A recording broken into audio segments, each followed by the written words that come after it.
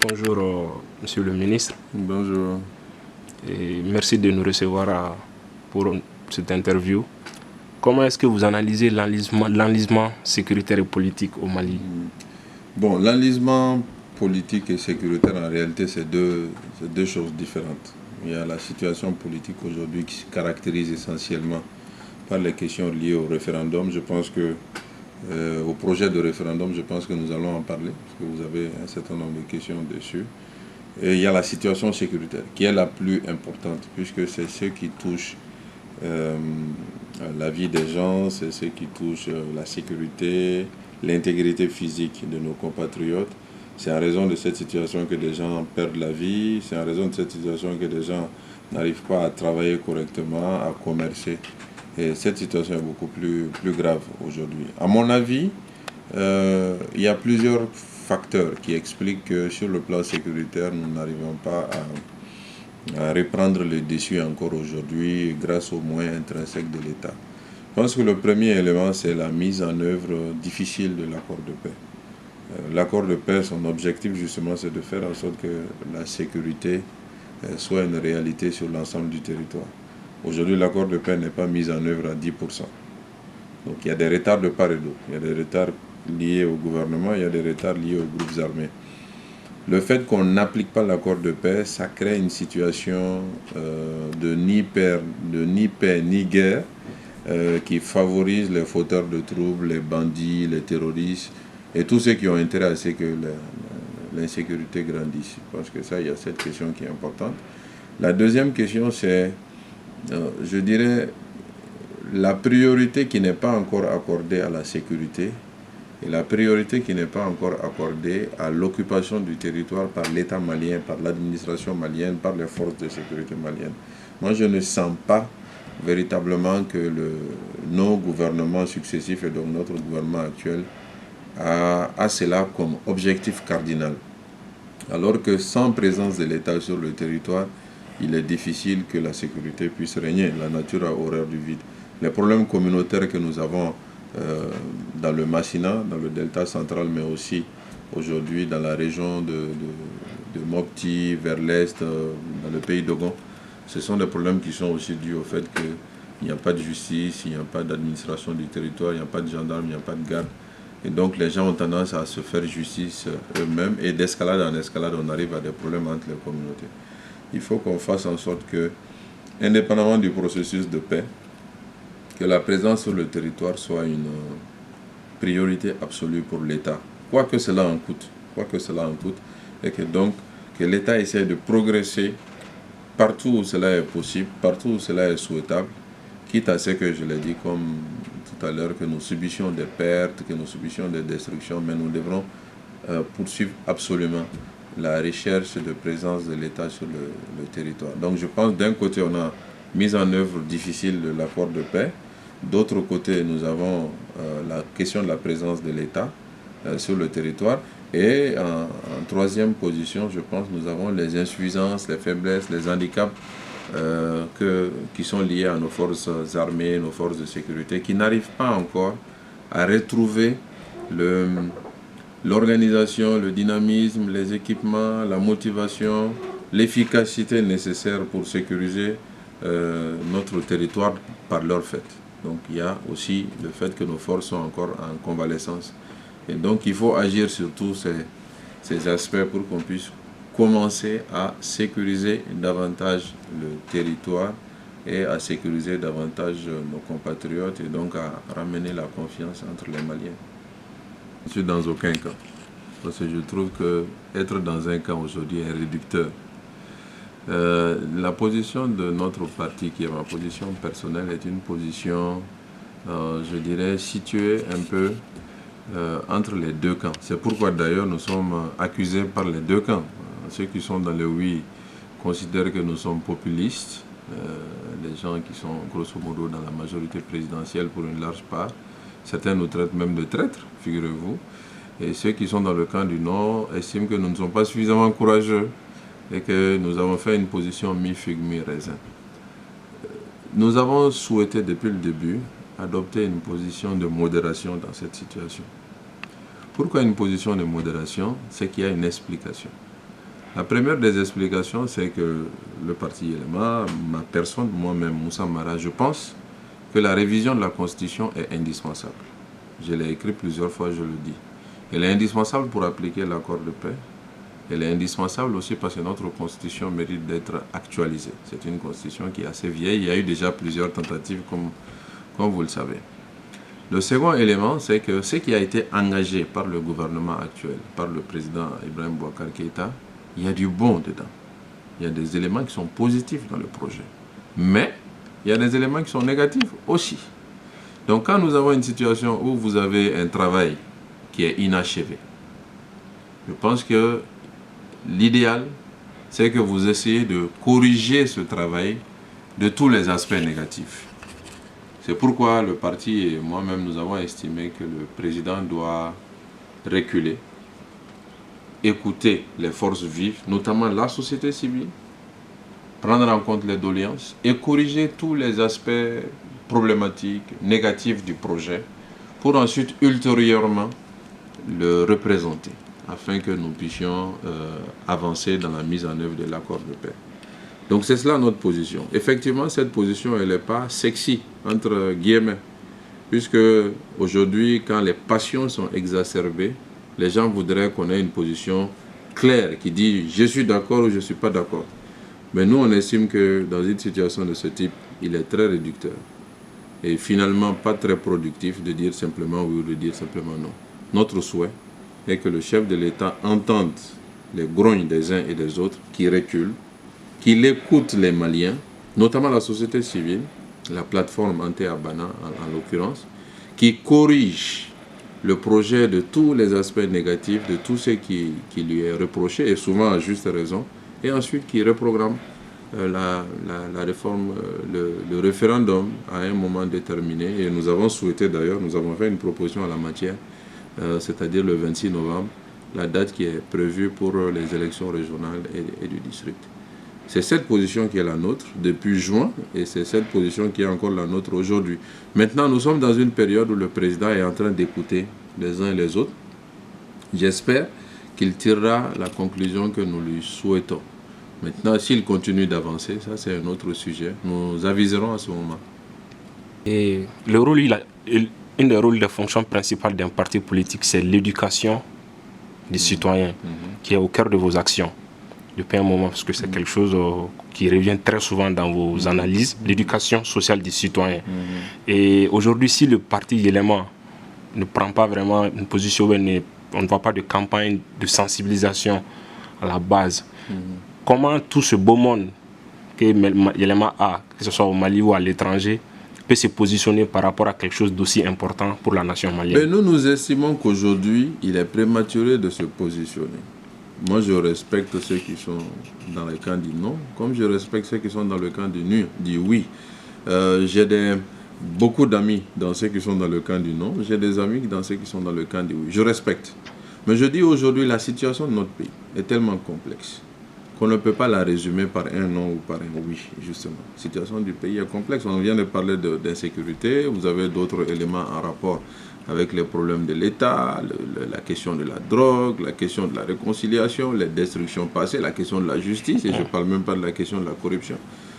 Quand une situation est complexe et que nous devrons y apporter une réponse appropriée, je pense que cette réponse, elle est rarement aussi simple qu'un oui ou un non. C'est pourquoi nous avons une position de construction. C'est de dire ce processus de révision constitutionnelle est justifié par le fait que nous avons signé un accord, est justifié par le fait que notre constitution est une constitution qui date déjà de plus d'un quart de siècle. Moi-même, en tant que Premier ministre en 2014, j'avais annoncé la révision constitutionnelle dans ma déclaration de politique générale. Donc, tout ça montre bien la nécessité d'aller vers cela. Maintenant, un processus a été engagé, ce processus a des insuffisances. Corrigeons les insuffisances, mais avançons. Je pense qu'il en va de l'intérêt de notre pays aujourd'hui que de mettre en œuvre l'accord de paix, que d'avoir un texte constitutionnel qui soit moderne et qui soit soutenu par les Maliens qui y verraient une part de leurs aspirations prise en compte. Aujourd'hui, notre opposition est expliquée partout sur le territoire à nos militants. Et l'essentiel de nos militants la partagent, parce que c'est une position, à mon avis, sage. La solution, ce n'est pas le oui ou le non. La solution, c'est un oui après avoir pris en compte les positions des gens du non. C'est-à-dire qu'on puisse organiser demain un référendum, comme on l'a fait en 92, après que l'essentiel des Maliens se soit retrouvé dans le texte. Et donc que tout le monde puisse aller voter tranquillement, oui, pour ce projet de révision constitutionnelle qui a l'assentiment de l'essentiel de nos compatriotes. C'est ça l'idéal. L'idéal, ce n'est pas de confronter, c'est-à-dire que le oui montre qu'il est plus nombreux que le non, ou que le non montre qu'il est plus nombreux que le oui. Ce n'est pas cela. Aujourd'hui, pour faire face aux problèmes du Mali, je pense que nous n'avons pas besoin de division. Nous avons suffisamment de problèmes. Je parlais tout à l'heure d'affaiblissement de nos forces armées de sécurité, de l'État qui n'est pas présent sur une bonne partie du territoire, de l'État qui ne fonctionne pas très bien à travers la justice ici ou là, y compris à Bamako, des problèmes de corruption, des problèmes d'emploi des jeunes. On a suffisamment de problèmes pour se diviser sur un texte aussi important. Mais là, c'est le chef de l'État qui doit faire un effort. Ce n'est pas ceux qui disent non qui doivent faire un effort, parce que c'est le chef de l'État qui est aux affaires. Et c'est lui qui doit conduire notre pays. Donc c'est à lui d'entendre les voix de sagesse qui se prononcent pour aller dans la bonne direction. Moi, personnellement, c'est ce que je pense. Et là, les citoyens, à mon avis, devraient s'y retrouver. J'aurais aimé simplement qu'il n'y ait pas de grogne sociale. Parce que j'estime encore une fois que la grogne sociale, bien que quelquefois légitime, parce qu'il y a des Maliens qui ont de véritables plaies, qui vivent dans des situations difficiles.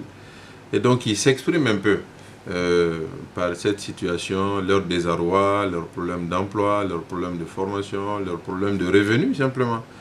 Donc, l'idéal, c'est que l'État, mais aussi l'ensemble des décideurs parmi lesquels nous nous trouvons, que nous agissons, si nous avons la possibilité, pour qu'il n'y ait pas de grogne sociale.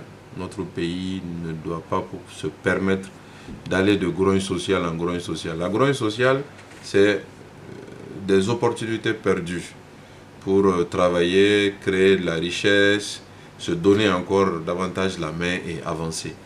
Donc moi, j'estime que nous devrons travailler à ce qu'il n'y ait pas de grogne sociale, plutôt que, comme on le voit malheureusement ici ou là, notamment au niveau de certains politiciens, rivaliser d'ardeur pour être les leaders de cette grogne sociale. À mon avis, il faut être les leaders de la construction sociale plutôt que des leaders de la grogne sociale. Comme je dis, moi j'aurais souhaité que ça n'existe pas. Mais vous savez, il y a un phénomène qui est profond dans notre pays sur le plan politique. C'est le recul des partis politiques. Tous partis politiques confondus, majorité, opposition, les Maliens se reconnaissent de moins en moins dans les partis politiques. Donc, ce phénomène qui apparaît depuis quelques années, là on voit dans la plateforme anti-Abana une des illustrations les plus éclatantes, parce que c'est la société civile qui est leader, ce n'est pas les partis politiques qui sont leaders de cette plateforme. Pour moi, il y a un véritable défi pour les partis politiques, c'est comment faire en sorte que nous retrouvions la crédibilité d'antan, la capacité d'entraînement, la popularité et la capacité de mobilisation dans le temps, qui était peut-être là il y a 20 ans, il y a 30 ans. Il faut que les partis se posent cette question. Qu'est-ce qui fait qu'ils ne sont pas crédibles aujourd'hui? Et que donc dans une opération de ce type, dans une grogne sociale, un sujet qui est quelquefois très politique, comme le sujet de la réforme constitutionnelle, que ce soit la société civile qui soit leader et non les partis politiques. Moi, je préfère plutôt retenir ça, que les uns et les autres essayent de récupérer. C'est normal, puisque les uns et les autres essayent de retrouver de la crédibilité et de l'influence à travers des grognes sociales de ce type. Mais je pense qu'il faut savoir les dépasser, finir ce dossier. Et si demain ou après-demain, il y a des consultations électorales, des élections régionales, des élections locales, qu'il y ait de vrais débats, de projets de société, de candidats, de crédibilité, que les populations puissent voter. C'est deux choses différentes. Je sais bien que dans la grogne sociale, il y a beaucoup de gens qui aimeraient en découdre immédiatement, qui aimeraient, certains disent même changer de régime. Mais on n'en est pas là. Le pouvoir se donne par les urnes. Et il faut que cela soit le cas, c'est ça la démocratie. Mais les partis doivent retenir de cette situation beaucoup de leçons pour travailler à être plus crédibles et non forcément essayer la manipuler à leur profit. Parce que, je l'ai dit à quelqu'un encore aujourd'hui, quand vous arrivez au pouvoir sur le dos de la foule, un jour ou l'autre, vous risquez de fuir le pouvoir sous les huées de la foule. Il faut faire attention à ce genre de situation.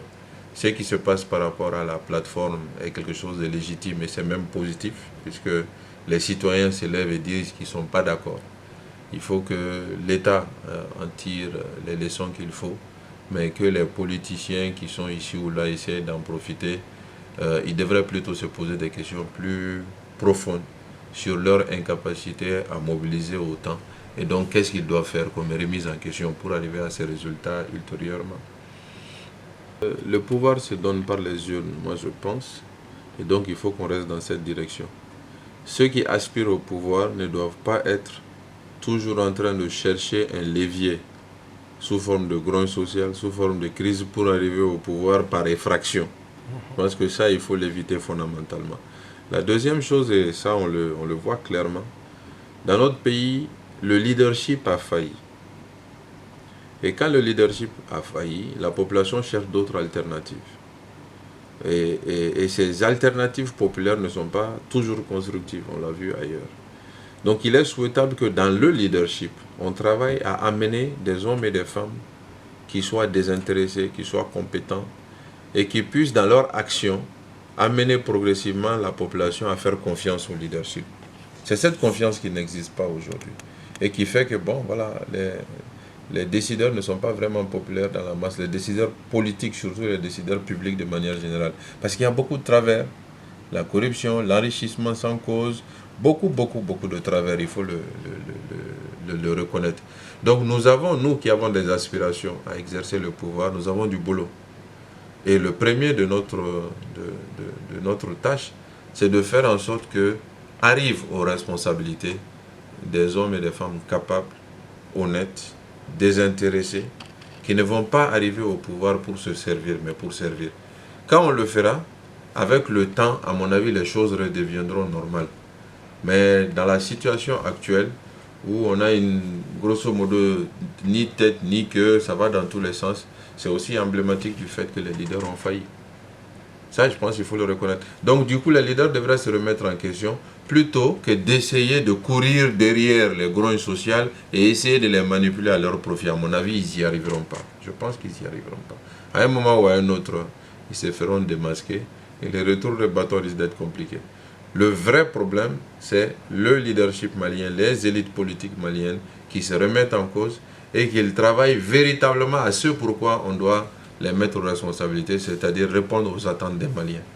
Quand on le fera, oui, je pense que la confiance pourra revenir. Contrôlé par quelqu'un d'autre, depuis 20 ans que je le connais, c'est-à-dire depuis qu'il est à l'École nationale d'administration. Ensuite, il a fini l'École nationale d'administration. Il a un peu travaillé. Ensuite, il allait faire des études au Sénégal. Il est revenu. Je l'ai toujours vu égal à lui-même. Et tout ce qu'on constate aujourd'hui, on le découvre simplement. Le grand public le découvre. Mais moi, je l'ai vu comme ça depuis 20 ans. Il est toujours dans la dénonciation de ce qui ne marche pas. Dans un carré déterminé, dans une commune déterminée, dans un quartier déterminé, dans un marché, partout, jusqu'à aujourd'hui. Donc, ce qui arrive, c'est simplement, qu'est-ce que je vais dire, avec le développement des réseaux sociaux, il a explosé. Les Maliens l'ont connu, mais moi je le connais, et ce qui arrive n'est pas surprenant. Ce que je peux dire, c'est que personne ne le contrôle, pas plus moins que X ou Y, parce que c'est quelqu'un qui est justement désintéressé, à mon avis, qui sait se contenter de peu et qui n'a pas d'ambition d'enrichissement personnel. En tout cas, il ne compte pas le faire de manière indue si ça devrait lui arriver. Et c'est quelqu'un qui est profondément patriote, profondément attaché au pays et qui est sans compromis. C'est ce qui arrive des fois à quelques excès qu'on entend ici ou là dans son langage ou dans ses actes. Mais tout ça, ça fait partie du personnage. Moi, je dis aussi simplement que ça. Je ne l'ai pas contrôlé, je ne l'ai jamais contrôlé et personne ne pourra jamais le contrôler parce qu'il est comme ça, il y a des individus qui sont comme ça. Au demeurant, à mon avis, le succès de Ras Batch aujourd'hui est l'illustration du désaveu des Maliens vis-à-vis de la chose politique et la chose publique. il est plus l'illustration d'un mal-être, d'une situation que les Maliens vivent difficilement, qu'autre chose. C'est pourquoi souvent, quand on a l'habitude de le dire, quand on montre la lune, il ne faut pas regarder le doigt qui montre la lune, c'est la lune qu'il faut regarder. Donc ce qu'il dénonce est beaucoup plus important que lui-même. Si on travaille sur ce qu'il dénonce, ceux qui sont au pouvoir aujourd'hui, s'ils corrigent ce qu'ils dénoncent, à mon avis, il ne sera pas aussi populaire que ça. C'est un thermomètre, en fait, Rasbach, c'est un thermomètre. Il faut qu'on le comprenne ainsi. Et il est à ce titre très utile pour notre démocratie, il est à ce titre très utile pour notre pays. Nous devrons avoir d'ailleurs plusieurs personnes comme lui qui jettent la lumière crue sur la gouvernance publique. Cela va ouvrir les yeux aux populations et cela va inciter, je pense, les gouvernants à faire des efforts pour satisfaire aux attentes des populations. Donc pour répondre à votre question, je suis désolé de contredire ou je suis désolé de décevoir ceux qui pensent que c'est moi qui le contrôle, mais il n'est pas contrôlable. Personne ne le contrôle, je n'ai jamais vu personne le contrôler, personne ne le contrôlera. Et quelque part et quelquefois, je pense que c'est bon pour un pays qui ait des gens indépendants, qui dénoncent, qui mettent en lumière des choses qui sont négatives et puis qui contribuent à ouvrir les yeux aux populations. Cela va davantage former les populations, les conscientiser et les orienter à faire des choix justes sur X, Y ou Z. Moi, j'estime que c'est tout à fait positif. Il est arrivé à Rasbach de me critiquer quand j'étais maire, de me critiquer quand j'étais ministre ou premier ministre, de me critiquer même aujourd'hui. Mais comme moi, je ne suis pas aux affaires, je peux comprendre que la critique concerne beaucoup plus ceux qui sont aux affaires. Il est arrivé aussi à Rasbach de critiquer le parti Yelema qui gère la mairie de la commune 4 en plusieurs occasions. Donc, il est indépendant. Il faut que nous le comprenions. Il faut que tous ceux qui l'accusent d'être acheté ou géré par X ou Y le comprennent et le laissent travailler. Maintenant, à chacun, notamment à ceux qui sont au pouvoir, de faire en sorte qu'il n'ait pas de choses à dénoncer. Et là, en ce moment, je pense que le phénomène restera un phénomène plutôt timide. À mon avis, choquer pour éduquer, ou caresser pour éduquer, ou informer pour éduquer, éduquer, pour moi, c'est le plus important. Quand les Maliens atteindront un niveau d'éducation politique, sociale, citoyenne élevé, c'est le pays qui en bénéficiera. Ça veut dire qu'ils seront des électeurs avisés, qu'ils ne seront pas des électeurs achetables ou achetés, par exemple. Cela veut dire donc qu'il y aura des chances qu'on élise des responsables sur leur personne, leur projet, leur trajectoire, plutôt que sur leur portefeuille. Et ça, fondamentalement, c'est positif pour le pays. Cela veut dire aussi que les citoyens resteront engagés derrière leurs élus ou face à leurs élus, ce qui va obliger ceux-ci à exécuter ou à respecter ce qu'ils ont promis pour arriver aux responsabilités. En tout point de vue, des chroniqueurs, des personnes, des blogueurs, des activistes, comme ceux-ci, comme d'autres, moi je trouve qu'ils sont utiles, comme la presse classique. Si ils agissent honnêtement, s'ils ne sont pas achetés pour être orientés contre X, Y ou Z, s'ils font leur activité de manière indépendante. Moi je pense personnellement que c'est tout à fait positif. Je ne suis pas sûr aussi que notre culture et notre société ne pourra pas s'adapter à cette forme de citoyenneté active. Et je dirais même que c'est absolument indispensable, dans un contexte où la jeunesse est quand même majoritaire. Je pense qu'il vaut mieux orienter les énergies de la jeunesse dans la construction, plutôt que de laisser les jeunes à eux-mêmes et qu'ils deviennent une sorte de masse sans tête ni queue qui pourra être manipulée et orientée au gré des intérêts de certains. Plus les jeunes sont nombreux, plus on a besoin d'avoir des jeunes citoyens actifs, organisés, pouvant s'engager pour des causes justes, mais pouvant aussi bousculer tout à fait des gouvernants. On le voit dans tous les grands pays au monde, les gouvernants ne sont pas dans leur jardin. Être responsable, c'est un moment de pénitence, c'est un moment de souffrance. C'est une charge. On le dit d'ailleurs en termes juridiques, c'est une charge, une fonction.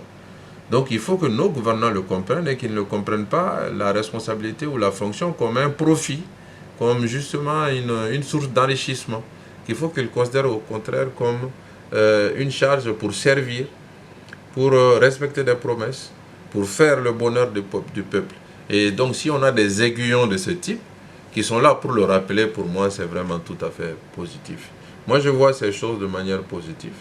Et je pense que ça participe de la progression de la démocratie dans notre pays et donc de la progression de notre pays tout court vers le bien-être de nos compatriotes. Du courage rebelle pacifique. Continuez à être vous aussi très impertinent. Je sais que l'impertinence est une marque de fabrique de rebelles pacifiques, avec vos questions quelquefois gênantes, mais qui sont tout à fait utiles. J'ai toujours eu les meilleurs rapports avec vous, malgré des moments de tension. Mais ça fait partie de la vie, tout ça. Bravo à vous et bonne continuation. Merci.